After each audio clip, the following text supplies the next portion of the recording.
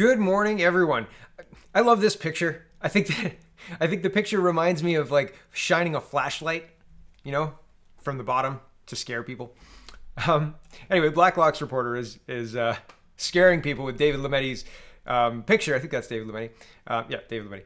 And it says, Attorney General David Lametti eyes legal remedies to unregulated internet content. Okayed confidential discussion paper on draft regulations. That doesn't sound great. That doesn't sound great at all. Scary. Coming into the Halloween season early. This is even scarier. This is the Minister of Heritage, and he wants to regulate the internet. He wants people to have internet licenses. Good thing I'm going to gift my websites to a friend of mine who lives in another country, and then I'll just be posting on a foreign website that is unowned by me. That's probably what I'll do. Here we go, Mr. Gallibo. So how will this work? How are you going to regulate websites? How are you going to register all that? Do you buy these recommendations? Well, one of the recommendations, so you're talking about a couple of different things here, but as far as the licensing is concerned, is if you're a distributor of content in Canada, and obviously, you know, if you're a very small media organization, the requirement probably wouldn't be the same as if you're Facebook or Google, so there would have to be some proportionality embedded into this, but we would ask that they have a license. Yes. So how will... The stuttering betrays his confidence. I think they know that they can't do this. The last time that the Minister of Heritage came out with a cacamania idea, I don't think that's the right way to say that word. Anyway, a half-brained, not fully fleshed out, idiotic idea like this, it was soundly rejected a couple of days later because of the backlash. I think this was in his mandate letter. I think that he is tasked with censoring the internet, and now the Attorney General's on board. Yeah, let's look at how we can use the current standing laws to silence those websites, right? Very interesting stuff. Here's Jay McCullough, and he says, what the heck is he talking about? Does he even understand what he's proposing? Content? Is that literally everything? So they're talking about a link tax, and if you're a content provider, right? So Facebook provides links to news, and Google provides links to news, and the Canadian government and the Australian government proposed this and got into a battle with Facebook and I think Google too.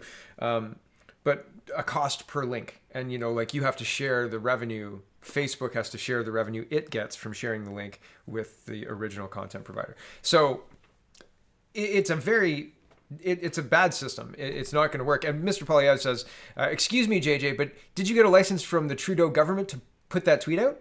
I am reporting you. And yeah, we're going to have people snitching on people and all sorts of other stuff. I mean, and there's going to be workarounds. The internet is global. And I mean, unless they want to put up the Great Firewall of Canada, which I'm not putting anything past this government. I am not putting, okay, now we've made these laws and now there's the loopholes in the laws. So they'll close the loopholes in the laws to clamp down further. And then to make sure, you've got to build your walled garden to keep people inside, to make sure that only what you want them to consume is stuff that they will consume, because that's all they'll be able to find, right? Don't type Tiananmen Square into the Baidu search, right? Because you're going to get location issue, right? Like a map. Would you like a map to Tiananmen Square? Okay, here is moving on. Abigail Bimman says Prime Minister Justin Trudeau has asked in a media availability if he takes any responsibility for WE closure. In his 1 minute and 42-second answer, he does not name WE nor take responsibility. Prime Minister repeated regret for not recusing himself due to perception and doubled down on there was no conflict of interest. Here we go. We're not going to watch the whole minute and 25 seconds or whatever. This is Trudeau. Somebody puts, here's the. Oh, no, it's not. Somebody put, if I was Doug Ford, I would have just walked away at this point. I read that tweet and I thought that was pretty funny. Here we go. This is Justin Trudeau. So if you don't want to hear him, 26 minutes or 26 seconds. Minutes. Working out was really unfortunate for everyone involved, particularly for the students who didn't get those grants over the course of the summer for the volunteer work and the community work they were doing in the summer. As I said, I regret not having recused myself in the beginning because of the perception involved, but there was no conflict of interest here. Obviously, the way it ended up working out no conflict of interest here. The way it worked out was terrible and everybody's upset, blah, blah, blah. No responsibility, no ability to take ownership for the fact that the whole deal fell apart. He lost his finance minister. Bardish Chagger's next up for the bus as it's coming down the street, right? Like, toss her under. And the accountability is not going to reach the prime minister's office unless we go to an election. And if we go to an election, he's going to spend or promise to spend the world, right? How's your 25% less cell phone bill, right? It's been a year. How's the movement on that? Oh, COVID's the excuse. Okay, sure. There's so many more other problems with this, but I think he's going to take this to the electorate. I don't think there's going to be another option. Here is the Toronto Star says, keep watching the money as We Charity shuts its Canadian operations. And Glenn says, this is like watching a thief who was caught stealing walk out with your jewelry instead, it's our tax dollars. Thanks, Justin Trudeau, for shutting down government and covering their tracks. And yeah, the investigation will carry on. I'm sure that Mr. Poilievre is not going to let this go, and the Conservative Party has stated their intention that they're going to continue to pursue this. Is this going to result in fewer seats for Justin Trudeau? I've seen Twitter polls with a not insignificant amount of responses, 1,000 responses, that had less than 1% for both NDP and LPC. So the NDP and the Liberals had less than 1%, and the CPC and the PPC were the only two that had a significant portion. The CPC beat the People's Party by quite a lot as well. The People's Party were at like 30, and the rest were CPC. So it's it's interesting, but I've seen polls like that before, and I lived through the 2019 election. So you can't put that much faith in any polls, right? Not in any polls. So, but this is egregious. And I remember watching the collapse of the Liberals and watching Kathleen Wynne in Ontario spend or promise to spend the world, and it didn't work. And she knew 2 weeks before the election that she was done. She knew. And she said, well, we've got to limit the Doug Ford majority. But Justin Trudeau still seems really popular. Most of his tweets get lots of engagement, way more than any other leader in Canada. So I don't know if that is by design. I don't know if that is a metric they're tracking and so they inflate it, or if that is just how popular he is. I can't see how he would be that popular unless I guess the majority of people don't understand the economic dire straits we're in, do they? They don't get it. And they don't understand the cronyism. They don't understand the giveaways to friends. And I mean, it's not like Trudeau says, yeah, I know I made a mistake. He's like, oh, the kids really missed out. Shucks, the kids are missing out on these opportunities that we could have provided, but didn't because, the whole thing fell apart and you lost your finance minister. Frustrating. Okay, moving on. COVID-19. This is yesterday. Michelle Rempel put out a big long video talking about how they knew in December and they didn't do anything. Anybody paying attention in March knew that they knew earlier. And the action in March wasn't like behaving like this was a big deal. The action in March, April, May. Nobody's shut international flights from infected areas now. I can't believe that anybody is actually taking this as a serious thing. Yeah, of course they knew. They went, oh yeah, it's racist if you stop flights. That's racist. And then they lost their mind when Trump did. You can't. Here's Poilievre. He says, unbelievable. The health minister casually admits she was briefed on the danger of COVID in December, and yet her government left the border open for months after. It's still open. You just can't drive into the States, or people from the States can't drive here unless they're carrying food. This whole thing is so precarious. If there was a war or a conflict or something to that effect, if there was a real political shift, and I don't anticipate that. I don't anticipate Trump saying no, we're going to close the border and even to necessary traffic. I'm not anticipating that. But if there was some kind of disaster that necessitated that Trump would say, we have to take care of the United States and you're done. I'm sorry, we can't let food trucks up into there for whatever reason. We would be in big trouble, right? And so the demonizing of Trump, the closing of the border to non-necessary traffic is just, it seems like it's window dressing. It doesn't actually address the problem. Just like the gun ban, right? We're gonna ban guns, and then you see shootings in Toronto increased by a significant percentage, 15% up over last year, and more people dead. Anyway, this is Patty Haydu talking about how they knew in January and December of 2019, and they left things open. They didn't do anything, and they still aren't doing anything. And that's my point. Like, it's not like they've ever behaved like this was an emergency, other than draconian lockdowns on Canadians. Canadians can't travel. Canadians can't move between provinces. Canadians can't go to the Atlantic provinces. Canadians can't drive into the U.S., but you can fly into the U.S. You can fly to some other places, not everywhere, some places. So anyway, here's Haiti. Understand what was happening with COVID-19. And in fact, Dr. Tam, as you know, sat on the World Health Organization Advisory Committee. And so we knew very early about COVID-19, the risk that it posed to human health. And of course, we're watching it very carefully in late December, early January, when everybody returned from holidays. I was fully briefed. So we knew about the pandemic. I think the value of this health information network, though, is really its ability to get at what I would say unreported news.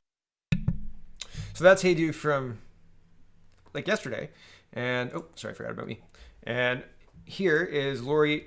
Here is Lori Goldstein right here. He says, Patty Haydu on January 27th. Mr. Speaker, I say that the risk to Canadians remains low. Teresa Tam, January 29th. Canada's risk is much, much lower than that of many other countries.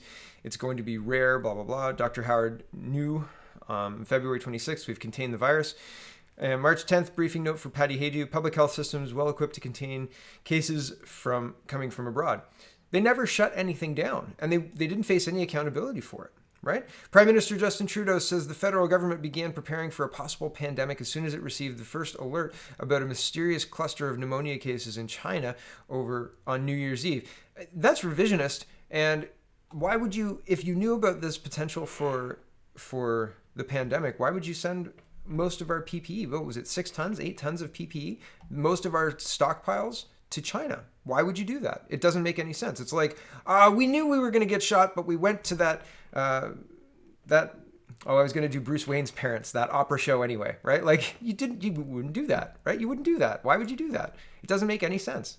It defies any kind of logic. Like, if you knew the pandemic was coming, if you knew there was going to be a PPE shortage, if you knew that making masks mandatory was something that would potentially help, right? And let me be clear, all of the science up to February 2020 said that no, mandatory masking of public people is not helpful with respiratory viruses, by the way, just in case, because I don't want to imply that they knew that. They were actually telling us that, and I didn't believe them. So upon further reading, they were right back then, and now they've changed course entirely. So it seems unlikely for this to be true. But, I could be wrong. Maybe they knew and they said, we've got to get rid of our PPE as soon as possible so we can bring the manufacturing back to Canada. I don't know. I have no idea, but it doesn't make any kind of sense with the regular, if you follow logic, it doesn't make a lot of sense to me.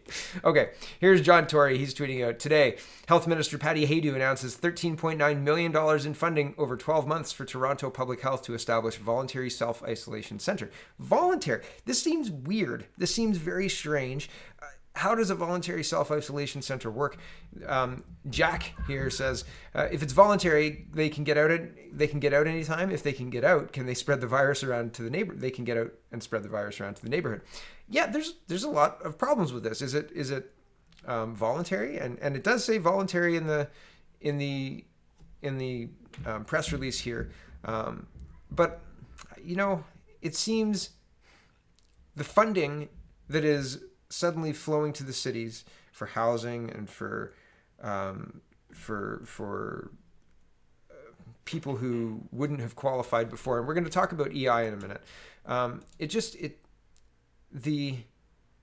These weren't problems these were problems that existed before COVID-19, and these were problems that existed because of the mismanagement in the Liberal Trudeau government. And the cities were made to absorb that, and by extension, the provinces, right? Like municipalities can't run a deficit, so they have to balance their budget. And provinces can run a deficit, and then COVID-19 hit, and the city said, we demand we demand this funding because otherwise we're going to be insolvent. We won't be able to balance our budgets.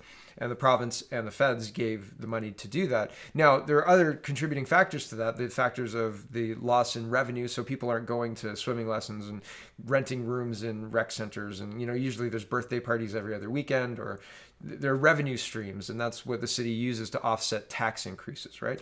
But even taxes, the cities have deferred taxes. So there's a big piece of the pie that is revenue that's not coming in, but there's also a piece of the pie that was increased costs due to the mismanagement of the border, for example, right? Because people would come to Toronto and stay in the shelters, bringing them up to full capacity, and then there was nowhere for other homeless to go. I believe there are still tent cities in Toronto right now under overpasses, and even on Yonge Street directly in front of the Eaton Centre, I've seen tents that are set up every day, pictures of it, and maybe they're moved, but it's wild. This money is being used to wallpaper over those other issues, and they're blaming it on COVID-19. That's the point I'm trying to make. Man, sometimes I'm long-winded. Sorry. Okay, here is. I think that there's a graphic novel in this.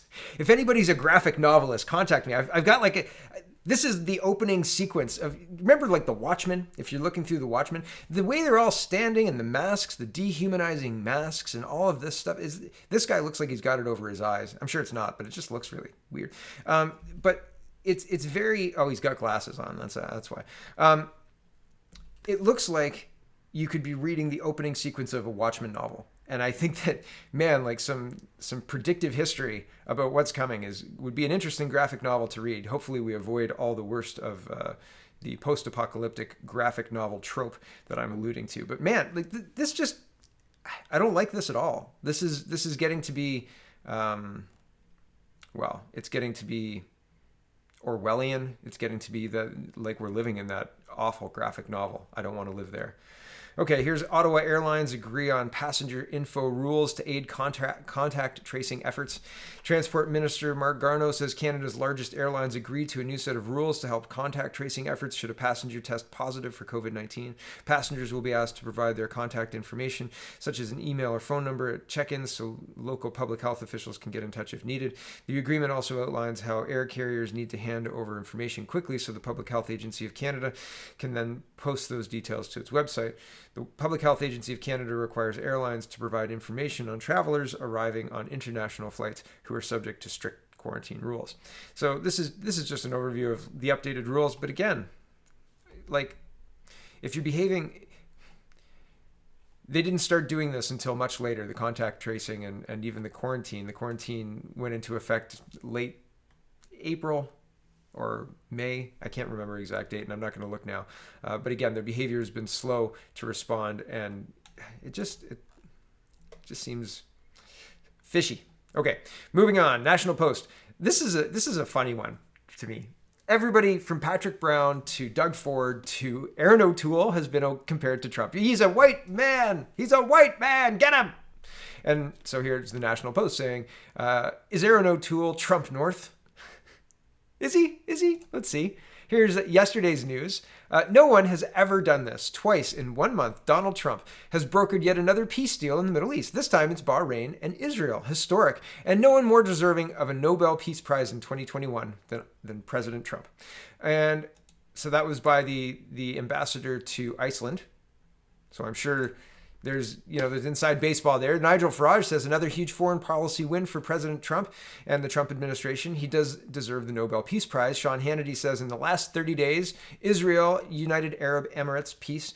Israel, Bahrain, peace. Serbia, Kosovo, agreement. 2 Nobel Peace Prize nominations.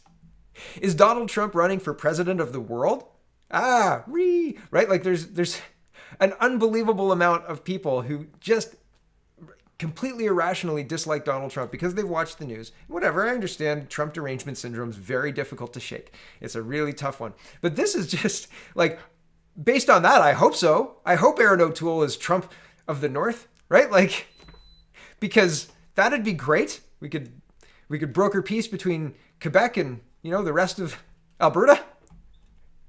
Okay, I'm making a joke there. That's firmly tongue in cheek. Okay, moving on. Do you guys remember Raj Grul? I covered Raj Ghul a couple of times. He had fundraisers. He had some gambling debts. He had some private loans. Everybody, there were some private loans, and it's fine now. The gambling debts are gone. I don't know anybody anything. Everything's fine. And well, now the CBC or City News Toronto is reporting the RCMP have charged former Liberal MP Raj Ghul with fraud and breach of trust. Fraud and breach of trust. That's unfortunate. So you can read that. I'm not going to go through that. That's shocking. It's not that shocking. It's not that shocking. Corrupt Liberals, man. Okay, CBC is reporting, moving on, cabinet weighing housing plan and EI reforms as government prepares fall agenda. Now, I want to say, I think EI probably needs some reforms. There are some people that fall through the cracks and it could be done better. That said, the last people in Canada that I would trust to reform EI in a way that is going to help everybody are these people. Okay, so I'm going to scroll down, and so they talk about how it's needed, and Trudeau says we're still living in an emergency, blah, blah, blah, blah, blah. I'm just going to skip down to this part. The dated, this struck me as funny, and maybe it's just me. The dated EI computer system was able to pump out Canada's emergency response benefit check to millions of Canadians, but the EI program itself proved to be unable to support the gig economy workers and self-employed Canadians who lost all or part of their income during the pandemic. So the EI computer was able to pump out the CERB, the Canada Emergency Response Benefit, but the program itself. So I like how they attribute the CERB to being pumped out by a computer, but the flaws in the program itself. The flaw was written by humans, and I'm sure that the computer had help. There was somebody clicking a mouse. Right? Even to start the program, right? Add some names, start the program. It was not just the EI computer system that did this. I just think it's so, like, the simplification of it is very funny. And the blaming the program was crafted by people, right? Like, oh man, that program just didn't cover it. Shucks, right? Like, fix it. Okay, back to this. 40% of people who went on the CERB would not qualify for EI. That's something the federal government needs to fix, said federal officials speaking on background. So I'm just pointing that out. I scroll down a little bit. Sources say the throne speech, will attempt to brace people for the long haul by reminding them that the country is still a long way from returning to its pre-pandemic state. Quote, where we are is in a place that isn't going to get better much sooner, said the senior government official. Unnamed source. So, grain of salt. The global context is not going to change between today and next spring and next fall. Why not? Why not? I keep hearing vaccine before October. I keep hearing, new normal. We're going back to school. It's not going to change.